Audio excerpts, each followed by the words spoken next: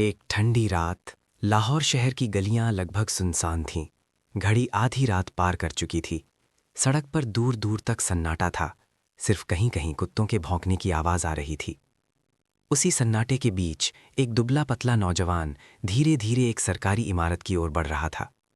उसके कदम बेहद सावधानी से आगे बढ़ रहे थे, जैसे हर आवाज़ से बचना चाहता हो। उसके हाथ में कोई बंदूक या तलवार नहीं थी, बस एक छोटा सा बैग। वो कुछ देर उस इमारत के पास खड़ा रहा, चारों तरफ नजर दौड़ाई और फिर चुपचाप वहां से चला गया। लेकिन अगली सुबह जब ब्रिटिश अधिकारियों ने उस दफ्तर को खोला तो अंदर हड़कंप मच गया। कुछ बेहद महत्वपूर्ण दस्तावेज गायब थे। जांच शुरू हुई। अंग्रेज अफसरों को शक था कि ये काम किसी साधारण व्यक्ति का नहीं हो सकता। धीरे धीरे शक की सुई एक ऐसे नाम पर जाकर ठहरने लगी जो उस समय अंग्रेजी हुकूमत के लिए सबसे बड़ी चुनौती बनता जा रहा था। वो नाम था भगत सिंह। आज दुनिया उन्हें एक महान क्रांतिकारी के रूप में जानती है, एक ऐसा युवा जिसने भारत की आज़ादी के लिए हंसते हंसते फांसी का फंदा स्वीकार कर लिया। लेकिन उनकी कहानी सिर्फ उतनी नहीं है जितनी हम किताबों में पढ़ते हैं। उनकी जिंदगी में कई ऐसे मिशन थे, कई ऐसे गुप्त अभियान जिनके बारे में बहुत कम लोग जानते हैं, और इन्हीं मिशनों ने उन्हें ब्रिटिश साम्राज्य की नज़र में सबसे खतरनाक क्रांतिकारियों में से एक बना दिया था। इस कहानी की शुरुआत होती है 28 सितंबर 1907 से, जब पंजाब के बंगा गांव में एक बच्चे का जन्म हुआ। उस बच्चे का नाम रखा गया भगत सिंह। उनका परिवार पहले से ही अंग्रेजों के खिलाफ संघर्ष में शामिल था। उनके पिता किशन सिंह और चाचा अजीत सिंह ब्रिटिश सरकार के खिलाफ आंदोलनों में सक्रिय थे। इसलिए बचपन से ही भगत सिंह ने घर में देशभक्ति और आज़ादी की बातें सुनी। लेकिन उनकी जिंदगी का सबसे बड़ा मोड़ तब आया जब वो सिर्फ 12 साल के थे। 1919 में अमृतसर में एक भयानक घटना घटी, जलियांवाला बाग हत्याकांड। वहाँ की मिट्टी अब जब ये खबर पूरे पंजाब में फैली थी तो छोटे से भगत सिंह के दिल पर इसका गहरा असर हुआ। हाथों से कहा जाता है कि अगले ही दिन वो स्कूल जाने के बजाय अमृतसर पहुंच गए। उस दिन उनके मन में एक संकल्प पैदा हुआ जहां सैकड़ों कि निर्दोष वो लोगों अपनी को गोलियों से जिंदगी भून देश दिया की गया था। आज़ादी के लिए समर्पित करेंगे। समय बीतता गया और वो किशोर से युवा हो गए, लेकिन उनके अंदर का क्रांतिकारी हर दिन और मजबूत होता गया।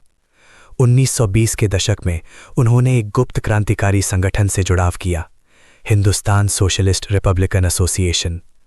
ये संगठन अंग्रेजी शासन को खत्म करने के उद्देश्य से बनाया गया था। इसके सदस्य गुप्त रूप से काम करते थे, नकली नामों का इस्तेमाल करते थे, गुप्त संदेश भेजते थे और ब्रिटिश सरकार की गतिविधियों पर नजर रखते थे।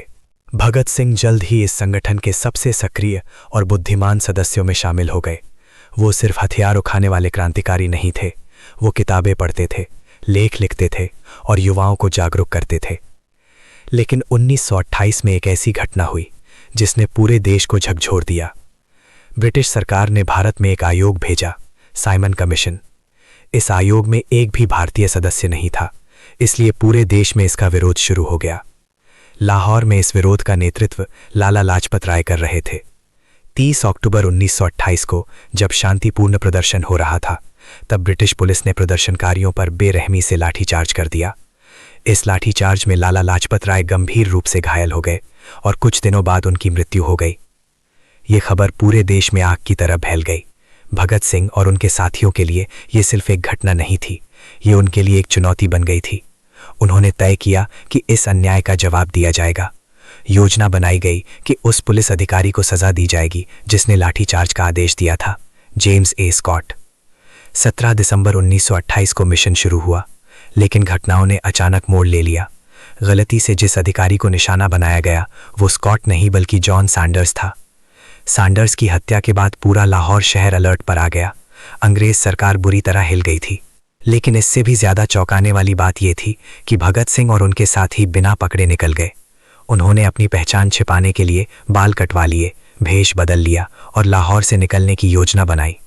इस योजना में एक महिला क्रांतिकारी ने अहम भूमिका निभाई, दुर्गा भाभी।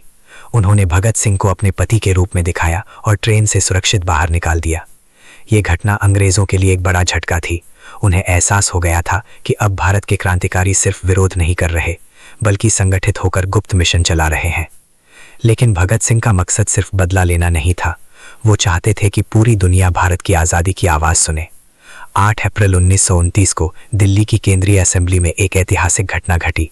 जब ब्रिटिश सरकार एक नया कानून पास करने वाली थी, तभी अचानक सभा कक्ष में 2 बम फटे।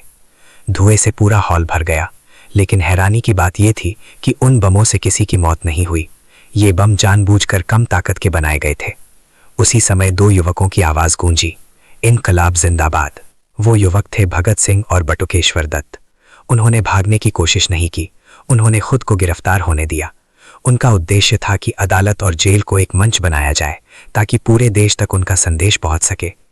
गिरफ्तारी के बाद उन्हें जेल में डाल दिया गया, लेकिन जेल उनके लिए अंत नहीं थी, बल्कि एक नई लड़ाई की शुरुआत थी। जेल में भारतीय कैदियों के साथ भेदभाव होता था, उन्हें खराब खाना दिया जाता था और बेहद कठिन परिस्थितियों में रखा जाता था, जबकि अंग्रेज कैदियों को बेहतर सुविधाएं मिलती थीं।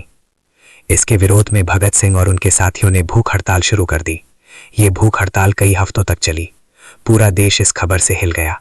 अखबारों में रोज इसके बारे में लिखा जाने लगा।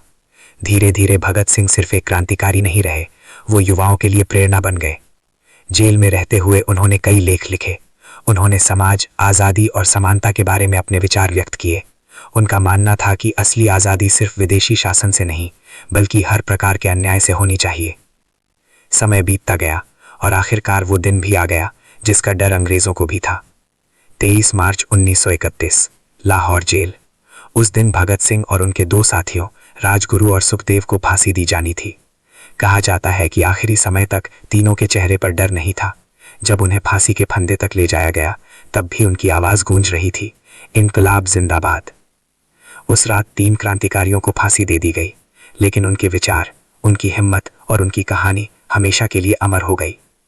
आज भी जब भगत सिंह का नाम लिया जाता है तो वो सिर्फ एक व्यक्ति का नाम नहीं होता, वो एक विचार है, एक साहस है, एक सपना है, आज़ाद और न्यायपूर्ण भारत का सपना। और शायद यही वजह है कि इतने सालों बाद भी जब भी कोई अन्याय के खिलाफ आवाज़ उठाता है तो कहीं ना कहीं वही आवाज़ सुनाई देती है,